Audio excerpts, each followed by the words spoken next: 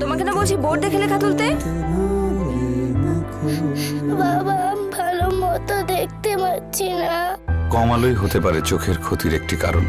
ব্যবহার করুন superstar LED, যা দেয় সঠিক মাত্রার আলো। আমাদের আগামী বেড়ে উঠুক আলোয় আলোয়।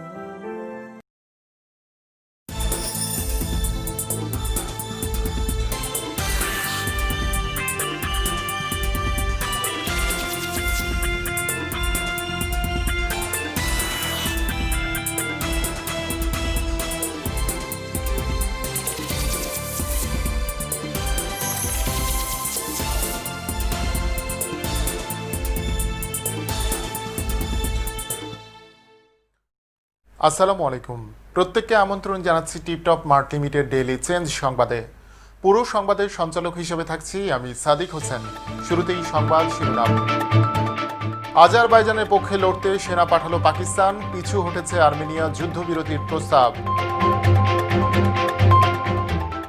অফিস সহকারী স্ত্রীকে নিয়ে উধাও ফরিদপুরের এক প্রধান শিক্ষক।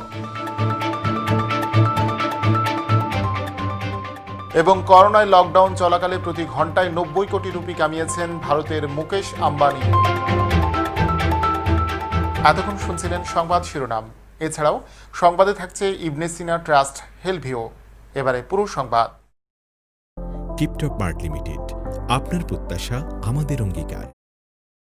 শুরুতেই আর্মেনিয়া আজারবাইজান যুদ্ধের খবর। বিতর্কিত নাগর্নো কারাবাখ অঞ্চলের মুসলিম রাষ্ট্র আজারবাইজানের হয়ে লড়তে ককেশাস পর্বতে সেনা পাঠিয়েছে পাকিস্তান। প্রয়োজনে আরও সেনা পাঠানো হবে বলে জানিয়েছেন পাক সেনা প্রধান। মূলত তারা তুরস্কের বাহিনীর সঙ্গে মিলিয়ে আজারবাইজান সেনাদের সহযোগিতা করছে। গত রোববার আজারবাইজান সেনা নাগর্নো কারাবাখ সংলগ্ন আর্মেনিয়া নিয়ন্ত্রিত অঞ্চলের দখল নিতে অভিযান চালায়। তাদের প্রতিরোধ করে সেখানকার সংখ্যাগরিষ্ঠ আর্মেনীয় বাসিন্দাদের মিলিশিয়া বাহিনী আর্টসাক ডিফেন্স আর্মি। এরপর সংঘর্ষে জড়িয়ে পড়ে আর্মেনীয় সেনাবাহিনীও। গত 6 দিনের লড়াইয়ে দুপক্ষের বেশ কিছু ট্যাঙ্ক, হেলিকপ্টার ও ড্রোন ধ্বংস হয়েছে। দুপক্ষের কয়েকশো সেনার পাশাপাশি বহু অসামরিক নাগরিক হতাহত হয়েছেন। আর্মেনীয় হুমকি দিয়েছে প্রয়োজনে পরমাণু অস্ত্রবাহী দূরপাল্লা রুশ ক্ষেপণাস্ত্র ব্যবহার করা হবে। সাবেক সোভিয়েত ইউনিয়নের দুই প্রজাতন্ত্রের লড়াইয়ে ইতিমধ্যেই জড়িয়ে পড়েছে বিশ্বের বেশ কিছু দেশ। মুসলিম রাষ্ট্র আজারবাইজানকে প্রকাশ্য সমর্থন জানিয়েছে তুরস্ক। অন্যদিকে খ্রিস্টান সংখ্যাগরিষ্ঠ আর্মেনিয়ার প্রতি ঝুঁকে রয়েছে আমেরিকা, ফ্রান্স সহ পশ্চিমী দুনিয়া এবং রাশিয়া। তুরস্কের প্রেসিডেন্ট রিসেপ তাইয়েব এরদোয়ান এদিন আর্মেনিয়া আজারবাইজান দ্বন্দ্বে সামরিক হস্তক্ষেপ না করার বার্তা দিয়েছেন ন্যাটো ও রাশিয়াকে।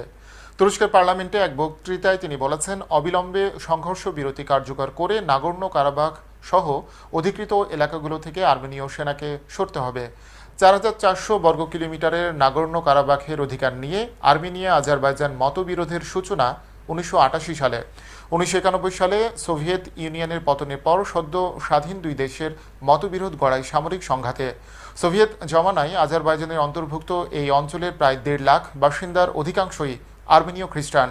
1994 সালের সীমান্ত সংঘর্ষের পর থেকে নাগর্নো কারাবাখ এবং আশপাশের বেশ কিছু অঞ্চল প্রত্যক্ষ বা পরোক্ষভাবে আর্মেনিয়ার নিয়ন্ত্রণে।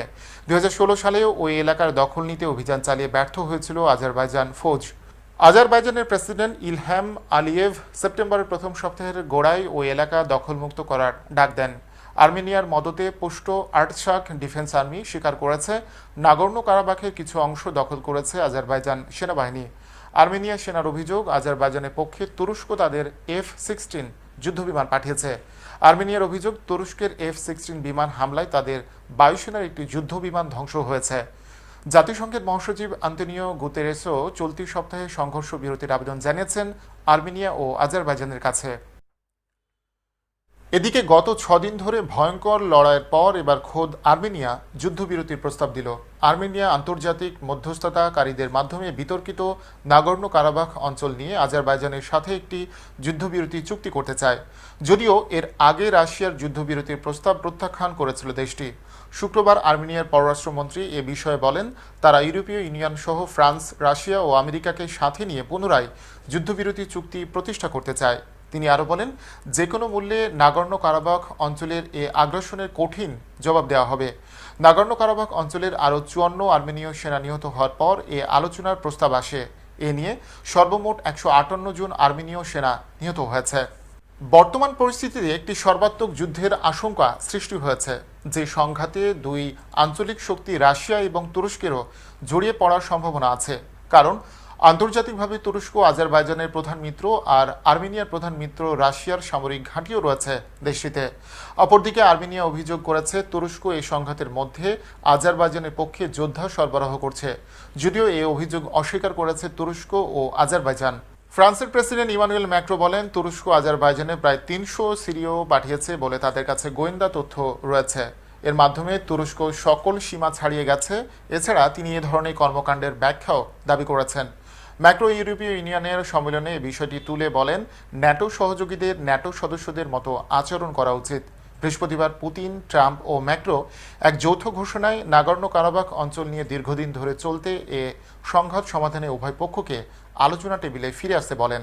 রাশিয়ার সংঘাত থামাতে তুরস্কের সাথে কূটনৈতিক আলোচনা চালিয়ে যাচ্ছে। রাশিয়ার পররাষ্ট্রমন্ত্রী সের্গেই লেভরভ তুরস্কের পররাষ্ট্রমন্ত্রী মেভলুত এর সাথে যৌথ ঘোষণায় বলেন, পরিস্থিতি শান্ত করতে তারা সমন্বিতভাবে কাজ করবেন। ফরিদপুরের মধুখালী উপজেলার এক মাধ্যমিক বিদ্যালয়ের প্রধান শিক্ষক তার বিদ্যালয়ের অফিস সহকারে স্ত্রীকে নিয়ে উধাও হয়েছেন বলে এলাকাবাসী সূত্রে জানা গেছে। ওই প্রধান শিক্ষকের নাম মোহাম্মদ শাহজাহান মৃধা। তার বাড়ি বোয়ালমারী উপজেলার কাদিরদি গ্রামে। তিনি বর্তমানে মধুখালী উপজেলাধীন কালাপোহা গ্রামের মীরের কাপাসাটিয়া উচ্চ বিদ্যালয়ের প্রধান শিক্ষক হিসেবে কর্মরত। তার এক ছেলে আমেরিকায় বসবাস করেন। এছাড়া তিনি বর্তমান কর্মস্থল ছেড়ে বোয়ালমারী উপজেলার কাদিরদি গ্রামে অবস্থিত কাদিরদি দ্বিমুখী উচ্চ বিদ্যালয়ের প্রধান শিক্ষকের শূন্য পদে নিয়োগ পেতে চেষ্টা করছেন। এজন্য পরিচালনা পর্ষদ ও সংশ্লিষ্ট কর্তৃপক্ষকে মোটা অঙ্কের টাকা দিয়ে ম্যানেজ করেছেন বলেও সূত্রটি জানায়। কাদিরদি দ্বিমুখী উচ্চ বিদ্যালয়ের একাধিক অভিভাবক বিতর্কিত ওই শিক্ষককে প্রধান শিক্ষক হিসেবে দেখতে চান না বলে সাংবাদিকদের জানান। নাম প্রকাশে অনিচ্ছুক একজন বলেন, মধুখালী উপজেলার মীরের কাপাসাটিয়া উচ্চ বিদ্যালয়ের অফিস সহকারী ময়নুদ্দিন মোল্লা মোহনের স্ত্রী মমতাজ মোহনের সঙ্গে শাহজাহান মৃধার কিছুদিন ধরে প্রেমের সম্পর্ক। প্রধান শিক্ষকের বাড়ি থেকে বিদ্যালয়ে যাওয়ার পথে ওই অফিস সহকারীর বাড়ি। এই কারণে ওই প্রধান শিক্ষক বিভিন্ন অজুহাতে অফিস সহকারীর বাড়িতে যেতেন। এক পর্যায়ে প্রেমের সম্পর্ক গড়ে ওঠে এবং গত ২৭ সেপ্টেম্বর প্রধান শিক্ষক ওই দুই সন্তানের জননী গৃহবধূকে নিয়ে উধাও হয়ে যান। অফিস সহকারী ময়নুদ্দিন মোল্লা বলেন, তার স্ত্রী ২৭ সেপ্টেম্বর থেকে নিখোঁজ। এজন্য তিনি ২৯ সেপ্টেম্বর মধুখালী থানায় জিডি করেছেন। মধুখালী থানার অফিসার ইনচার্জ মোহাম্মদ আমিনুল ইসলাম জানান, অফিস সহকারী ময়নুদ্দিন মোল্লা মোহন স্ত্রী নিখোঁজের সাধারণ ডায়েরি করেছে। বিষয়টি তদন্ত করে দেখা হচ্ছে, খোঁজ পেলে উদ্ধার করা হবে। এ প্রসঙ্গে মধুখালী মাধ্যমিক শিক্ষা কর্মকর্তা পারমিস সুলতানা জানান, বিষয়টি শুনেছি, খোঁজ খবর নেওয়া হচ্ছে। মধুখালী উপজেলা নির্বাহী কর্মকর্তা মোস্তফা মনোয়ার বলেন, ওই শিক্ষা প্রতিষ্ঠানের অন্য শিক্ষক ও প্রতিষ্ঠান সংশ্লিষ্টদের তলব করেছি, তদন্ত সাপেক্ষে আইনানুগ ব্যবস্থা গ্রহণ করা হবে। বিশ্বের শীর্ষ ৫ ধনী ব্যক্তির তালিকায় একমাত্র ভারতীয় মুকেশ আম্বানি। করোনার কারণে চলা লকডাউনে যখন ভারতে একের পর এক কলকারখানা কোম্পানি বন্ধ হয়েছে, সে সময় সমানতালে অর্থ কামিয়েছেন তিনি। ফেসবুক থেকে শুরু করে একাধিক বহুজাতিক সংস্থা তার সংস্থার শেয়ার কিনে অংশীদার হয়েছে। আর ফুলে ফেঁপে উঠেছে আম্বানির সম্পদ। মুকেশ আম্বানির ব্যক্তিগত সম্পত্তির পরিমাণ এখন দাঁড়িয়েছে ৬,৫৮,৪০০ কোটি রুপি। শুধু ফেসবুক, গুগল, সিলভার লেকের মতো দুনিয়াখ্যাত সংস্থার সঙ্গে গাঁটছড়া বেঁধে তিনি ঘরে তুলেছেন ২,৭৭,৭০০ কোটি রুপি। হিসাব করে দেখা গেছে, করোনায় লকডাউন চলাকালে প্রতি ঘন্টায় ৯০ কোটি রুপি কামিয়েছেন মুকেশ আম্বানি। তার মোট সম্পত্তির পরিমাণ এশিয়ার ধনীতম ব্যক্তির শিরোপা দিয়েছে তাকে।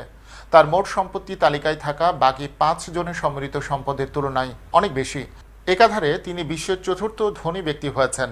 ভারতে সবার শীর্ষে মুকেশ আম্বানি, দ্বিতীয় স্থানে রয়েছেন লন্ডন নিবাসী হিন্দুজা ব্রাদার্স উইপ্রোর আজিম প্রেমজি রয়েছেন ৫ম স্থানে। এদিকে মুকেশের সাম্রাজ্য ফুলে ফেঁপে উঠলেও তার ভাই অনিল আম্বানি দেউলিয়া ঘোষণা করেছেন নিজেকে। তিনি নাকি বইয়ের গয়না বেচে মামলার খরচ যোগাচ্ছেন। প্রিয় দর্শক, খবরের পর জানিচ্ছে সুপারস্টার গ্রুপ বিরতি। ফিরছি একটু পরেই।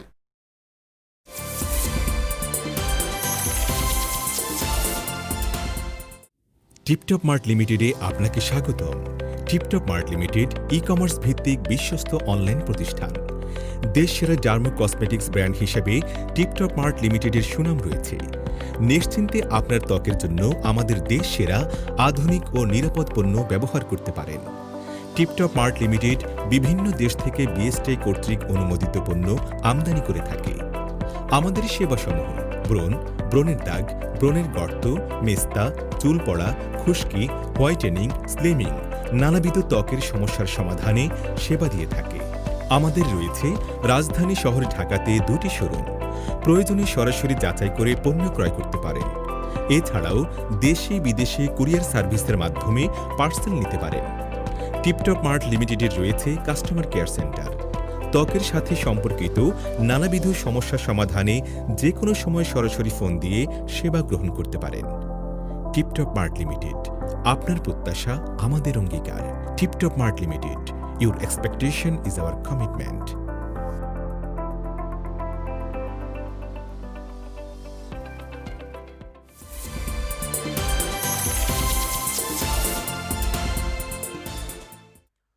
স্বাগত আবারও, প্রত্যেকে আমন্ত্রণ চেঞ্জ সংবাদে। এবার ইবনে সিনা ট্রাস্ট হেলভিউ।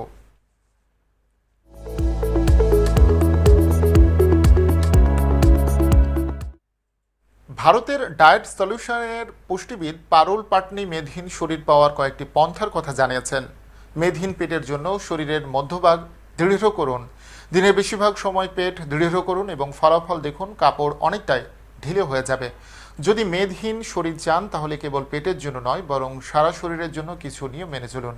সাধারণ ব্যায়াম যেমন শরীর বাঁকানো, পুশ আপ, পুল আপ, হাত সামনে ও দুপাশে ছড়িয়ে বুক প্রশস্ত করা এবং উঠবস ব্যায়াম নিজেই করা যায়। 15 বার করে এই ব্যায়ামের 3 সেটের পুনরাবৃত্তি করুন। সকালে 30 মিনিট হাঁটা আপনার জীবন বদলে দিতে পারে। শরীরের সংযোগস্থল, হৃদয় সুস্থ রাখতে সকালে হাঁটা জরুরি এবং সকালের সজীব বাতাস সারাদিন আপনার স্নায়ু শান্ত করতে, মেজাজ ভালো রাখতে এবং শক্তিশালী ও ইতিবাচক মনোভাব ধরে রাখতে সাহায্য করে। স্বাস্থ্যকর মন আপনাকে শান্ত রাখবে, এমনকি কঠিন সময়েও আপনাকে সুস্থ রাখবে। চোখ বন্ধ করে 10 থেকে 15 মিনিট কোমল গান শুনুন। উজ্জ্বল ত্বক পেতে নিয়মিত এই কাজ করুন এবং এটা আপনার স্বাস্থ্য ভালো রাখতেও সাহায্য করবে। শরীরের আর্দ্রতা ধরে রাখতে প্রচুর পরিমাণে লেবু পানি পান করুন। প্রচুর পরিমাণে সবুজ সবজি, মৌসুমি ও বেরি জাতীয় ফল খান। বাতাস চলাচলের জন্য ঢিলে ঢালা পোশাক পরুন, এটা আপনার বাড়তি মেদ লুকাতেও সাহায্য করবে। তাপমাত্রার পরিবর্তনে নানান রোগের সূত্রপাত ঘটায়, তাই রোগ প্রতিরোধ ক্ষমতা ভালো হওয়া জরুরি। সবজি ও বিভিন্ন ধরনের ফল রোগ প্রতিরোধ ক্ষমতা বাড়াতেও সাহায্য করে এবং এগুলো উচ্চ ভিটামিন ও খনিজ সমৃদ্ধ, যা রোগ প্রতিরোধে কাজ করে। প্রিয় দর্শক, এর মধ্যে দিয়ে শেষ করছি চেঞ্জ সংবাদ। তবে যাবার আগে শিরোনামগুলো জানিয়ে দিচ্ছি আরও একবার। আজারবাইজানের পক্ষে লড়তে সেনা পাঠালো পাকিস্তান, পিছু হটেছে আর্মেনিয়া যুদ্ধবিরতির প্রস্তাব। অফিস সহকারী স্ত্রীকে নিয়ে উধাও ফরিদপুরের এক প্রধান শিক্ষক। এবং করোনায় লকডাউন চলাকালে প্রতি ঘন্টায় 90 কোটি রুপি কামিয়েছেন ভারতের মুকেশ আম্বানি।